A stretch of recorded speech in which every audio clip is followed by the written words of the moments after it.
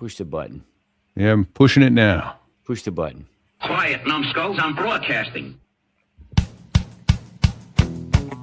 This here is a true story about crossing the pond at night in the world's smallest cockpit, on the tanker, through the weather. Oh, and to the tanker crew who did that, thanks a lot. We really appreciated that. I'm just kidding. No, I'm not.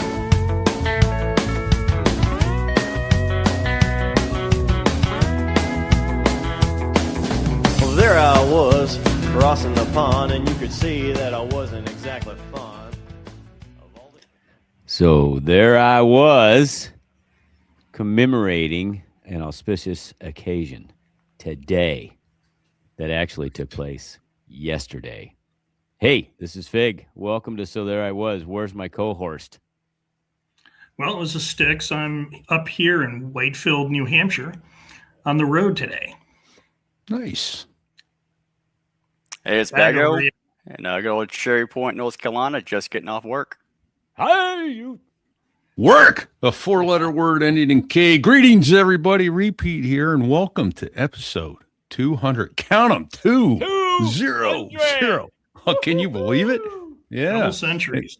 And wow, what a great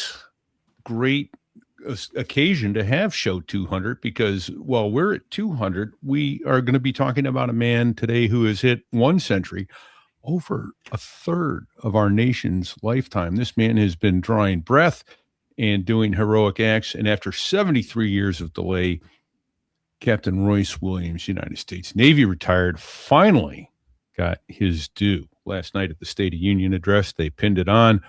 And then today, it was the official ceremony. They read the citation for his Medal of Honor. We're going to play that for you here in just a minute.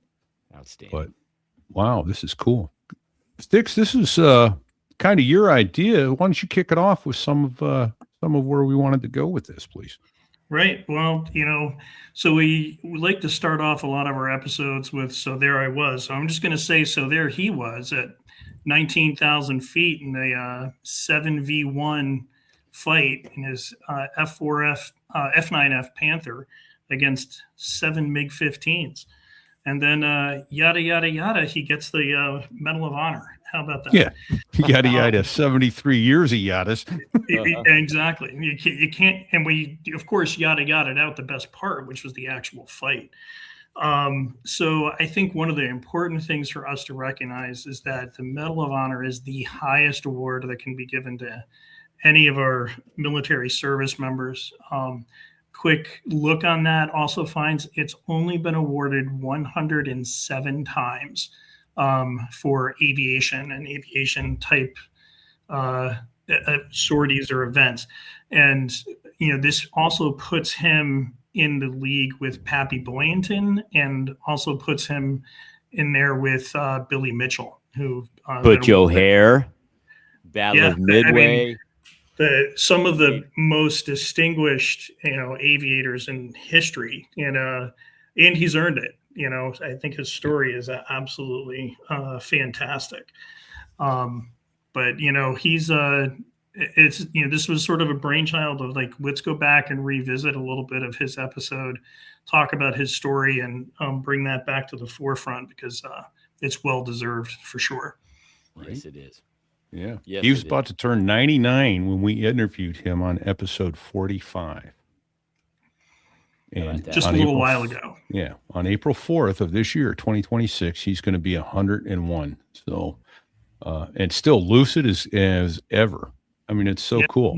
When I went back and re-listened to that episode, it was amazing, his recall of certain events surrounding that. And what I also think is important to note is that this interaction that he had with these 7 MiGs is considered the, perhaps the greatest and most significant, naval aviation event, and it's been buried into the history books. And literally buried. Yeah. So I think it's really cool that we were able to to bring this to the forefront, especially all the way back in episode 34. And then we come back around full circle now, sitting at episode 200, and he just gets awarded the Medal of Honor. I just think it's absolutely outstanding. Yeah. Quickly, it was episode 45. Episode 45. Or 45. You're correct. So there I was, that US/episode/45. What a blessing it is that he got it awarded, and it wasn't posthumously. Right. Because my fear was when we talked about this way back in episode 45, and we knew that it was sitting at the Senate level, right, to be approved. Yep. That they, this was not a high priority item for some reason, and it was going to drag on to Lord knows when. And then the next thing you know, somebody's typing and it's really loud. And it would have been not a factor anymore. Yeah. Yep. He's actually now the oldest recipient ever of the Medal of Honor. That's even more badass. Yep. That's awesome. Nice. What do you remember from show 45, Bago? Anything stick out to you? Oh, yeah. Well, Six started it. He mentioned it was 1v7. However, if we recall, it started out as a 4v7. That's right. Yeah. Quickly went downhill from there. Yeah. But I think the most amazing thing of it all from the start of it was that he told us he had almost 100 hours in the seat during his very first ever dogfight, 1v7. Right. and then flying an underpowered, undergunned. He was just a more Way airplane. outmatched. The MiG-15 was much more airplane. Way outmatched. Right. And it's actually, and I've even. Go ahead, brother. Go ahead. No, I've even got so let me pull this up real quick. So I've got a quick slide here that actually there you go. pulls up a comparison between the two. But the whole idea of the MiG-15 was to take on the straight-winged fighters and to take advantage of that. And of course, what does he happen to find himself in? A total straight-wing fighter. And it certainly is more maneuverable, has a better thrust to weight ratio, but the one advantage that he had was there was more firepower, or he had more guns to work with, more bullets to send down range. That was really about his only advantage, and sheer determination to see it through. So to me, that says a lot. And it looked like through the years that the F9F has had a varied or different thrust ratios, and on average it looks like it's been around 0.3 is about the average, whereas the MiG-15 was sitting at 0.58, which is a big difference. It's a big difference. Yep. And he had to spend every single last bullet to make it out of there too. Yeah. He did. Yeah. Yep. And go ahead. No, I don't want to interrupt you. Go No, ahead. I was just going to say that, like, in that whole conflict, when you go back and you look at it, it lasted 35 minutes. And Which is that's 10 times longer than most dogfights. I have zero dogfight time, but from what I understand, that's an eternity. It is, in fact, actually the longest dogfight in U.S. naval history. Yeah. Having never done it for real, but done it in training, I don't know, thousands of times. Yeah. That is a literal eternity. Our whole sorties lasted an hour. Yeah. Sometimes, and in a 35-minute fight, I don't know. I think a long engagement for us might have been 4 or 5 minutes, and that was super long engagement. Yeah. That was Gone with the Wind, for crying out loud. Yeah. I mean, normally those things are over within a minute and a half or even less. Yeah. In a turning fight, which they were in. He was in turning fight with these guys. Yeah. That's Gone with the Wind times 2, maybe 3. Yeah. Just unheard of. So, yeah. Yeah. Well, why don't we take about a minute and just shy of 2 minutes here, and I will play the citation that they read to honor him, and I will send out a thanks to Scotty Southard, go Marine, for sending me the link to get a hold of this citation. So it's about 1:45, and the official citation of his Medal of Honor. The President of the United States, in the name of Congress, takes pleasure in awarding the Medal of Honor to Lieutenant E. Royce Williams for service as set forth in the following. For conspicuous gallantry and intrepidity at the risk of his life above and beyond the call of duty on 18 November 1952, while leading a division of 3 jet fighters attached to Fighter Squadron 781, VF-781, and embarked on USS Oriskany. While flying a combat patrol mission over the northeastern coastal waters of enemy-held North Korea, Lieutenant Williams demonstrated extraordinary heroism by intercepting a superior force of attacking enemy MiG-15 fighters in order to protect the ships of Task Force 77. After thwarting the enemy's initial attack, he maneuvered his aircraft to make 2 firing passes on one MiG, which then spiraled into the sea. He inflicted heavy damage to a second MiG-15, which started smoking badly and retired from the fight. When his own aircraft was severely damaged by a direct hit from one of the remaining enemy MiG-15s, Lieutenant Williams evaded further enemy attack while continuing to direct the dogfight. He eventually found cover in a cloud bank, broke off the engagement, and miraculously landed his nearly uncontrollable aircraft on the USS Oriskany. His exceptional airmanship, coupled with his complete disregard for his own personal safety, resulted in the destruction of 3 enemy MiG-15s and severe damage to a 4th, and undoubtedly saved the lives of hundreds of Task Force 77 sailors. By his undaunted courage, bold initiative, and total devotion to duty, Lieutenant Williams reflected great credit upon himself and upheld the highest traditions of the United States Naval Service. Boom.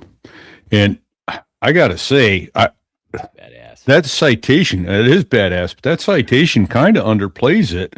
He talked about the book Red Devils Over the Yalu, and they confirmed kills. The dude didn't retire from the fight. He was forcefully retired. So correct me if I'm wrong, but it was the intelligence ship tracked those 7 MiGs when they launched from the Russian base. And can you guys hear me okay? Yes. We gotcha. Yep. All right. And then 7 launched, but only 6 came back. Yes. Right. No, I'm sorry. 7 launched, but only one. Only came one back. guy died. Yeah. Yep. Yeah. So you know he might have got, he might have got 6. Yep. Right. You know, if he nicked their fuel tank and they ran out of gas before they got back to home plate, that's, in my book, that's a kill. Yeah. Yep. A kill's a kill. Yeah. We know those 3 he downed right then and there. 1 ejected, trying to make it back home, and the other 2. And they gave credit to that kill to the Dash 2 in the fight, who went away and came back, which was kind of BS. But, who chased him. So yeah. Interesting, right? Yeah. But And then again, they talk about getting back aboard, but dude was doing 175 knots over the Well, and they left off the part that when he came out of the bottom of the clouds in the middle of the task force, they opened up on him because they thought he was the enemy. They were shooting at him. It was a welcome home party. That's all. Yeah. Some fireworks for him. Fireworks for welcome you back. Yeah. Congratulations for making it back to the boat. Now we're going to try and shoot you. Right. Dear God, make it stop. And for our listeners that aren't aware of this story, it was February in the North November, China. but just as cold. Yeah. It was November. Yeah, Okay. November 52. Yeah, it was cold. It was cold. It was sleeting, and the water took temperature. Took off in Coast Guard weather, I would call it. He would not have survived in the water had he decided to jump out. So he knew the only way forward was to try to get aboard the ship. Yeah. Yeah. You mentioned the intelligence fig. The team on the USS Helena, which is where they got they intercepted the Soviet communications from. Yes. It was actually the very first unit of the NSA. Oh, little side note there. How about that? Oh, no kidding. That looks like a battleship. Yeah, they're codenamed Canoe was their code name while they were there. Oh, nice. Just a canoe out in the water. Yep. Thinking of NSA, I have a little fun. I named my phone and NSA surveillance. So when people are looking around for Wi-Fi, if I'm near. Yep. Look at you. So, but yeah, just having some fun at other people's paranoia and expense. So we've got another special treat. I managed to have a chat with Captain Williams on Saturday last, and he agreed to come on with us, and he's also agreed to come back once he got back from Washington, D.C. This was the eve of him getting on an airplane and flying to Washington, D.C. I did not realize he was going to be a guest at the State of the Union address, although the timing worked out. I should have known that. But Yeah, I'm no sure he clue. offered that up in the phone conversation, right? yeah, right. Yeah. Exactly. No. But yeah, so let's. This is just shy of 10 minutes. A quick chat with Captain Williams. Let's go ahead and play that. First of all, thank you so much for joining us today.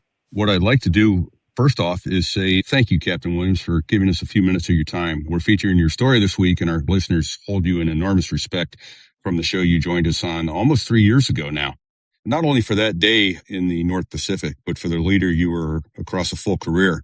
So I'd love to keep this tight and brief as you get ready to fly to Washington, D.C. tomorrow and talk about how the day started, what leadership you live by, and what you'd like to pass along now. So can you take me to the moment that day in 1952, November of 52, when you realized this wasn't going to be a quick look and a turn back, or that wasn't just another sighting of enemy planes passing by, that it was going to be a real fight? Can you tell me what you saw or heard or felt that when you realized, oh, this is going to be a fight, not a flyby? Well, as things developed, I knew there were enemy airplanes high above me and going back north, and I assumed to land. They broke into two groups and dove out of the contrail level, and that was my assumption.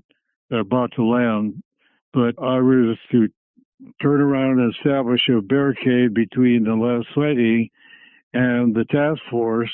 And in that turn, here comes the four that dove off to the right, heading right at me at my 10 o'clock position, all shooting.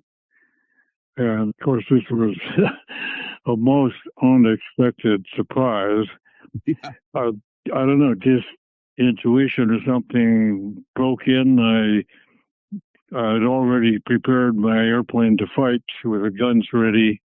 Okay. And I turned immediately and ended up on the tail end airplane and shot him down. Nothing planned, all reaction, nothing getting me terribly excited or anything. I was on automatic, I guess, and calm about the whole thing. Nice. So you didn't get nervous until after the fight was over then? Or did you get nervous at all? Not really. Okay. I think a little adrenaline kicked in after I was back on the ship and out of flight gear, back to my room. Sure. Oh, I can only begin to imagine. Well, I really can't. I've never been even close to what you faced that day. So your wingman followed the first guy down that you shot. The question I forgot to ask the first time when we chatted a few years ago was, did he go back and land, or did he disappear forever? Was he gone? My wingman? Yes, sir. Well, I think he remained in the area, in the clear sky, someplace down low around 8,000 feet or something. All this action was at 26,000 feet. Right. Okay. So you never saw him again for that fight? I saw him briefly when I notified him that I was hit and proceeding back, and he came on up and was behind the MiG that was shooting at me, but he never fired a shot. I don't think he turned his master armament switch on. Frustrating. A little help here would be nice. Yeah. Oh man. Well, more than that, so you're headed off tomorrow to receive the Medal of Honor, and we're so humbled to be even in your presence on the phone here. So congratulations on that. I'd like to ask more than about that fight. Looking back across your career, what would you say is the one experience that most shaped how you led other sailors and Marines over the years? And what were your 2 or 3 non-negotiables that as a leader, your people always knew you'd enforce and hold? What standards would you hold them to every time? Oh my, what a complicated question. I'm sorry. Wow, I don't think I can unscramble all that. From my youth, I was patriotic, wanted to be a naval aviator. Closest I worked at it, I guess, was scouting. I was the Eagle Scout. I don't know, a leader, busy in all the athletics presented in our school, sort of a leader. It just came natural. Okay. Well, maybe let me ask it this way then. So you didn't just fly, but you shaped other people around you as a leader. So what would you think would be the most important lesson that you would, or advice you would give to a young lieutenant today about judgment under pressure, or how to be aggressive and smart, and how to take care of the people around them? What do you have any advice for a new lieutenant coming into aviation today? I think you're shaped a lot as you grow up. I had, I think, high principles. When I went into the Navy, I went in with a purpose to do my best to perform. Mm-hmm. I didn't mess around. I stuck to duty, and I just tried to turn out a good performance. Nice. And I think that was probably the best, was just demonstration leadership. So lead by example? Yeah. Yeah. Who would you say was the most formative person in your life then that helped grow that sense in you? Was it your parents or a scout leader or somebody? Oh, my parents. Okay. Definitely. My dad was a World War I vet, very principled. There was no drinking, heavy party. Church was a major aspect. Okay. I did a lot in Sunday school, and as such, I'd even had conversations with some of my classmates about religion. Okay. Nice. So let me ask briefly then, what did your dad do in World War I? He was a machine gunner. Okay. So he was in the thick of it. Oh. Oh, he was in every battle Americans fought. He was in the thick of it. Oh. Well, it's wonderful. Wonderful he came back, and thanks for his service as well. I mean, the carnage in that war is just breathtaking and overwhelming. Well, let me ask this then. You're heading tomorrow to Washington, D.C. to receive the Medal of Honor. Can you tell me who it is you'd be thinking about as that's pinned on, and what you hope this moment says about service to the country? Service to the country is independent of the Medal of Honor. It just happened rarely, circumstances. The country, this country, we owe, as individual citizens, a whole lot. It is the provider of education and opportunity and safety. And to that, shouldn't come free. Somebody's got to sacrifice for it. And we should be happy for that. Oh, indeed. I couldn't say it better myself. It's part of the eternal vigilance that I think it was Jefferson spoke about. Well, sir, I don't want to take any more of your time. We definitely want to invite you back after you get back from Washington, D.C. and talk more just about aviation, about flying and fighting, because we know you fought both in Korea and Vietnam, and we'd love to hear more about all of that. So I'd just like to close by saying, go ahead. In World War II, I didn't get in combat, but That's I true. was in about as long as anybody. I went in at the very beginning, I think February of 42. Okay. Right. You enlisted in the Army, as I recall, then. Yes. Yeah, I started in the Army. Right. No, fantastic. Indeed, that's true. You're a World War II vet as well. So, wow. Humbled. And I believe you're our only World War II vet ever on the show. We've had a couple of Korean War vets and several Vietnam War vets. So thank you. Yeah, because if I may mention, you're a couple months away from your 101st birthday. That's true. 4 April. Wow. Well, congratulations on that. And Captain, congratulations on this long, long overdue honor.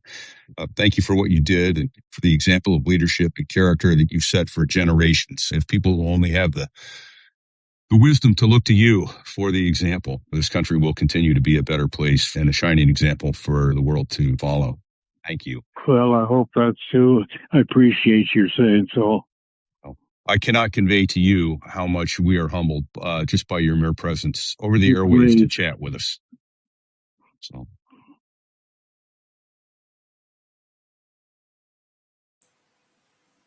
Helps if I unmute the mic. So what There we a go.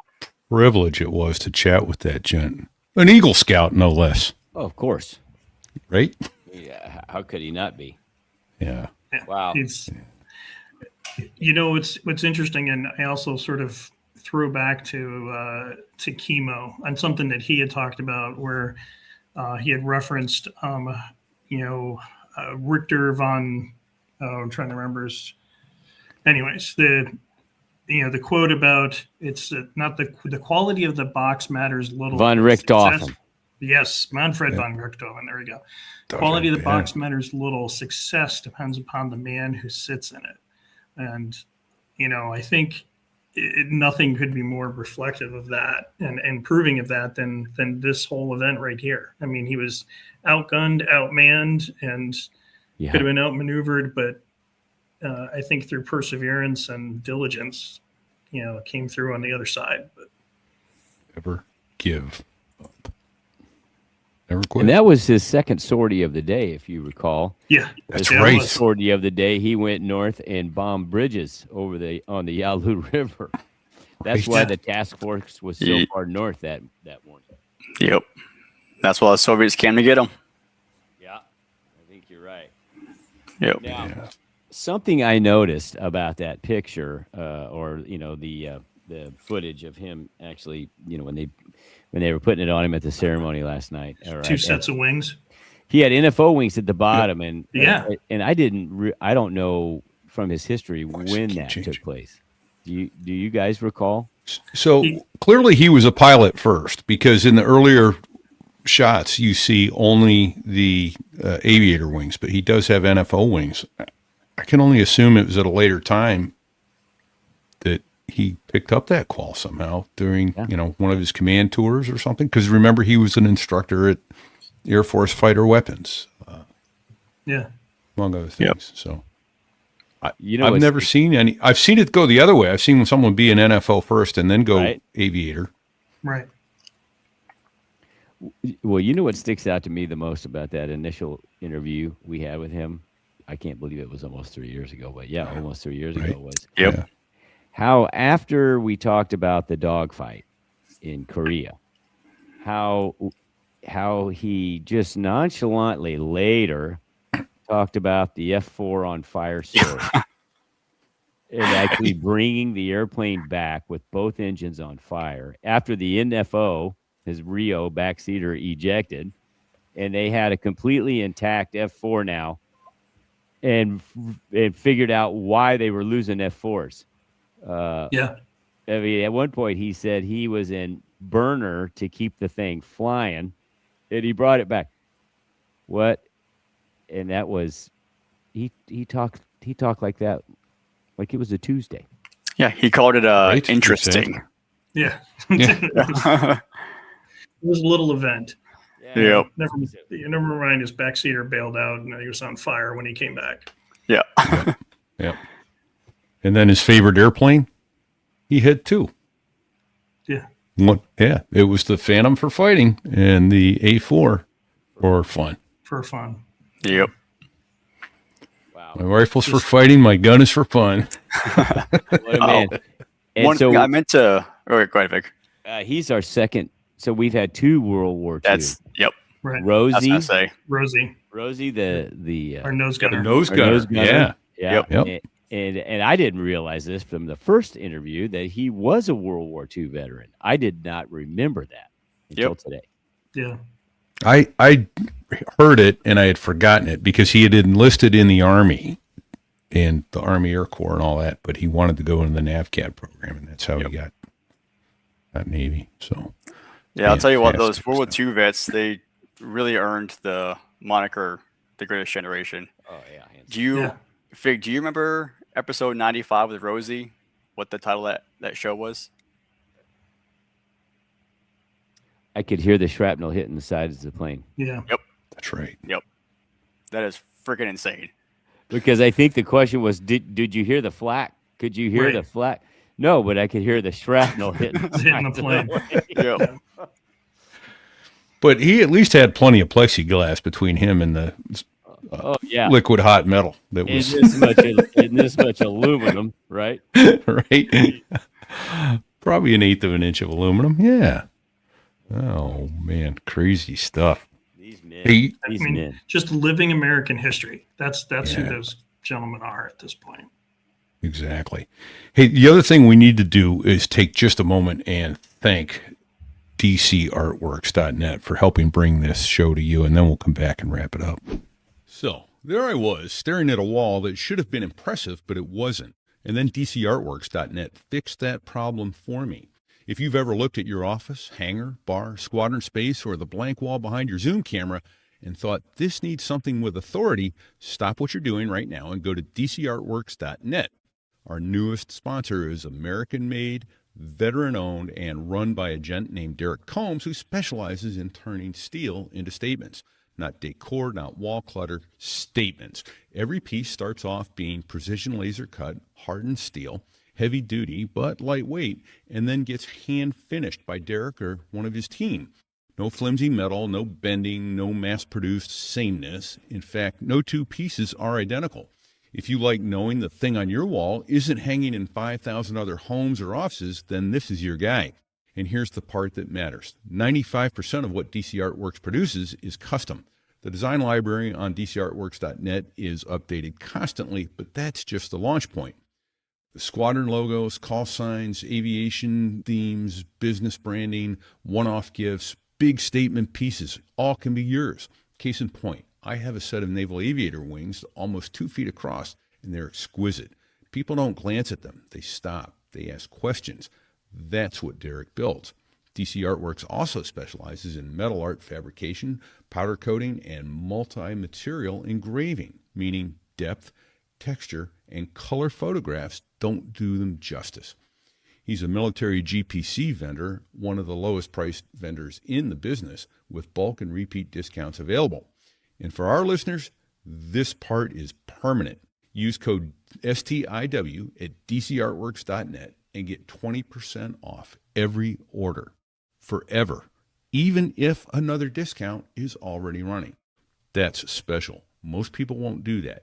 STIW is the code, 20% off anything you order from DCArtworks.net.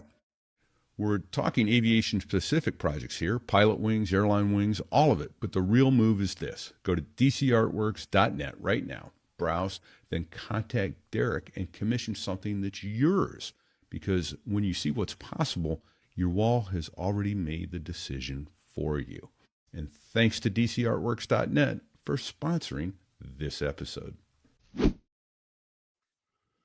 Dude's got some cool stuff there. I'm commissioning him for a squadron patch for my basement bar. I'm almost done with. Nice. So, yeah.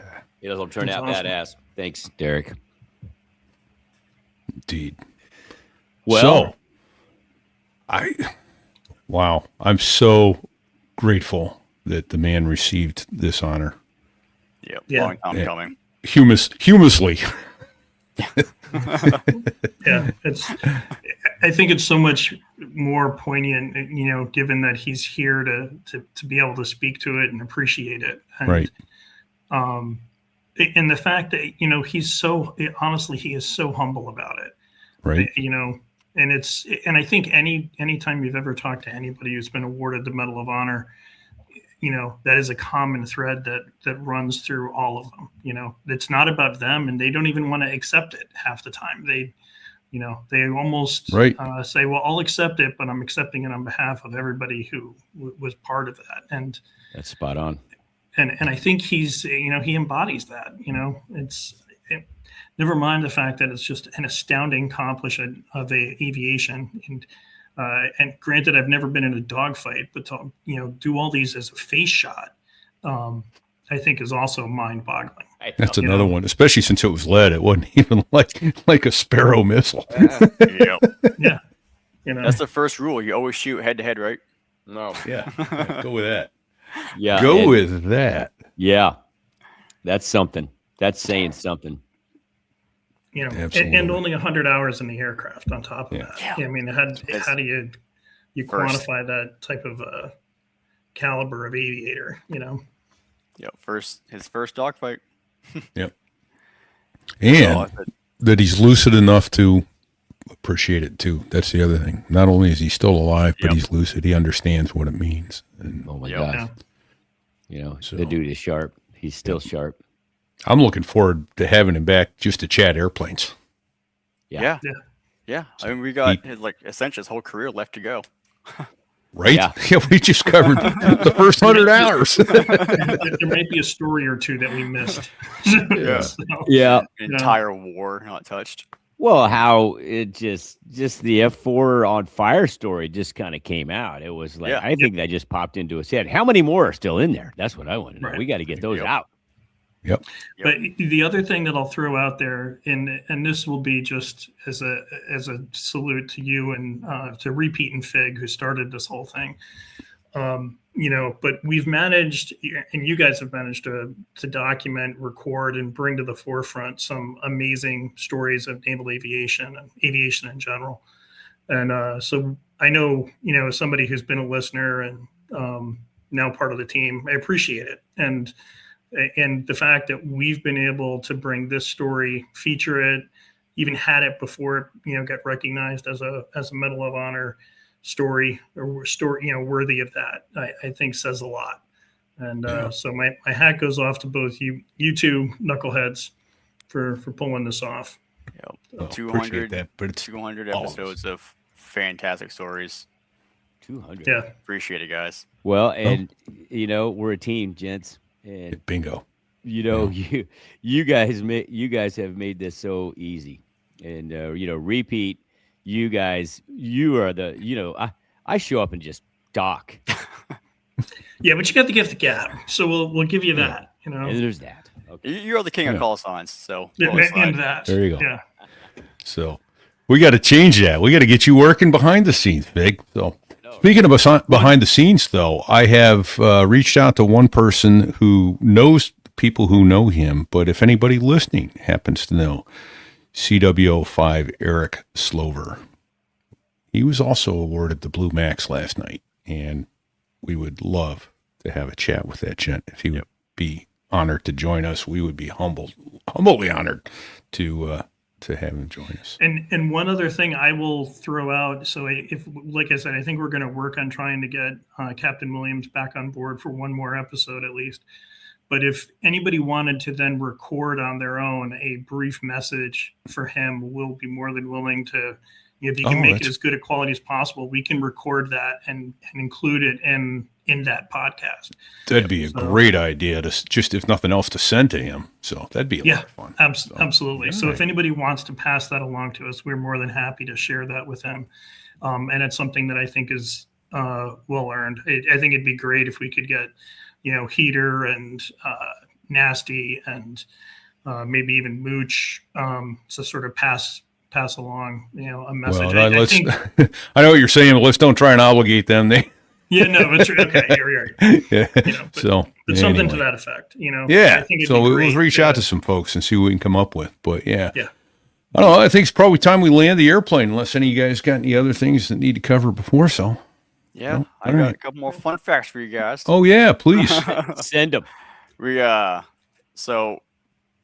He's the only American to have 4 kills in a single jet-based dogfight. Only one any war, and then his dogfight was actually somehow surprisingly the only naval dogfight over water during the Korean War. How about no that? kidding. Cool. Don't know how. And then he also had 263 holes were found in his aircraft with and a 1 foot gash, which is that one there. He's pointing to, yeah. Well, the MiG was armed with a cannon as well. That was on a 34 millimeter cannon that I'm sure he unfortunately probably took a round or two from. Oh yeah. Yeah, you're flying back with no hydraulics, no electronics. And not only that, well, actually, there were 2 cannons on each aircraft, so that's 14 cannons he was up against. Yeah, when he had it all up by himself. Yeah, they were throwing lead. They were throwing a lot of lead at him. Oh, yeah. Man. Yeah. No and he kidding. came out unscathed, Right. body-wise. Yeah, physiologically. Yeah. Literally, he walked away from it unscarred, uncut. Yeah. So, And then to put the plane back on the deck of the carrier with no hydraulics. Just And he caught the 3-wire. It wasn't even in the 3-wire. Yeah. Got an okay underlined 3-wire. Why damn would right, it was okay underlined. yeah, right. Yeah. There you go. I hate to see the LSO who had the stones not to give him an okay 3-wire for that. So, all right. Wow. Well, we owe a deep debt of gratitude to Captain Williams, Eric Slover, and all who have served and sacrificed and put others above self. So thank you to all our active duty, our veterans, first responders, and their families. We're deeply in debt to them. Thank you. Anyone else? But how about a big thanks to Backbeat Media? Right. Yeah. Which- Dave Hamilton. Right? He Gives us the bandwidth to do this. the bandwidth, the know-how, and the support. Shout out to Absolutely. Dave Hamilton and Backbeat Media. Absolutely.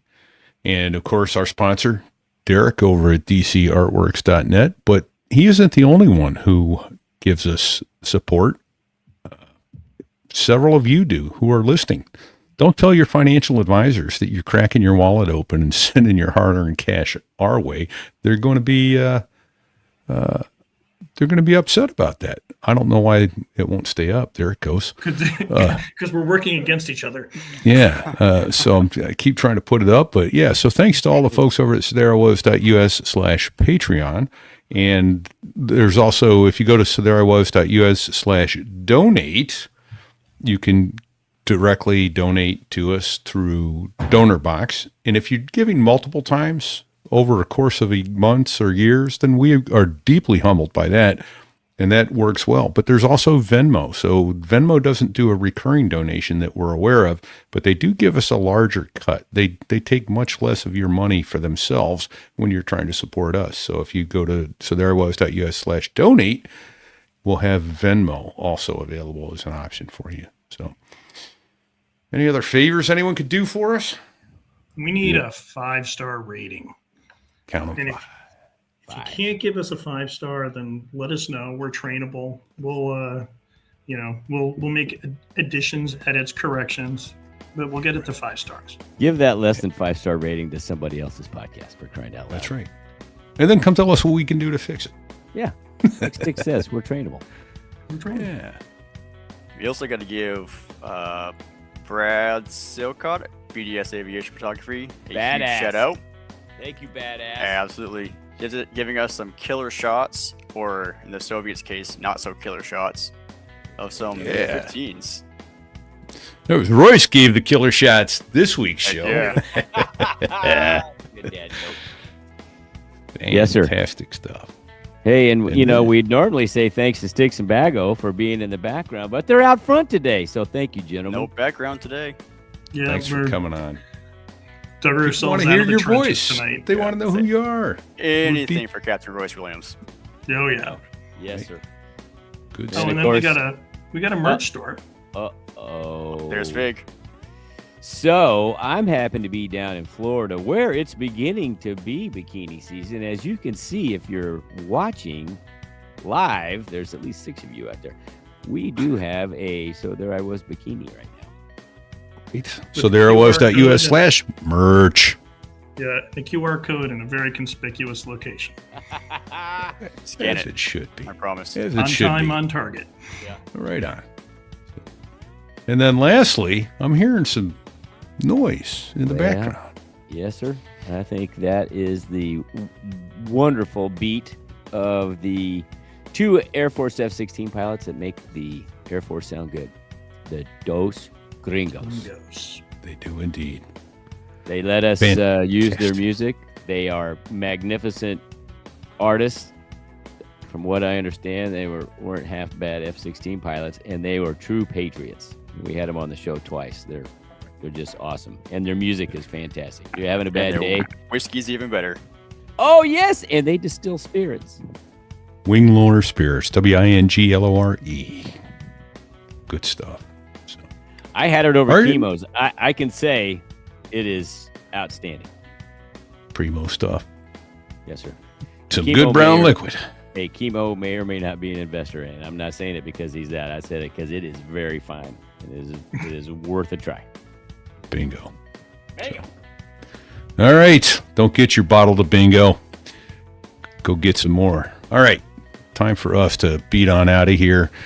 Till next week, everybody. Thanks for joining us. Stay safe and check 6.